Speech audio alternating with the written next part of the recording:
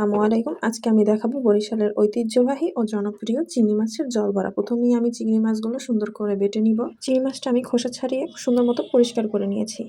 এরপরে আমি চিংড়ি মাছ বাটার সাথে নারিকেল বাটা, পেঁয়াজ রসুন বাটা, মরিচের গুঁড়া, হলুদের গুঁড়া সামান্য, সামান্য লবণ, জিরার গুঁড়া, সাথে ধনিয়া গুঁড়া। এটা মাখানো হয়ে গেলে এরপর আমি তেলে পেঁয়াজ ভাজবো। পেঁয়াজটা হালকা ভেজে নিব। এর মধ্যে দিয়ে দেবো রসুন বাটা, 1.5 চামচের মতো মরিচের গুঁড়া দিব, 1 চামচের মতো হলুদের গুঁড়া দিব, স্বাদ মতো লবণ এবং নারিকেল বাটা দিয়ে সুন্দর মতো ভুনে নিব। এখন পানি দিয়ে দিব, সাথে আলু দিয়ে দিলাম। পানিটা সুন্দর মতো ফুটলে তখন আমি চিংড়ি মাছের জলবড়াগুলো ছেড়ে দিব। এভাবে ব্যাস, এটাকে সুন্দর মতো রান্না করার জন্য আমি ঢেকে দিব। খুব সহজেই তৈরি হয়ে গেল বরিশালের ঐতিহ্যবাহী ও জনপ্রিয় চিংড়ি মাছের জলভরা।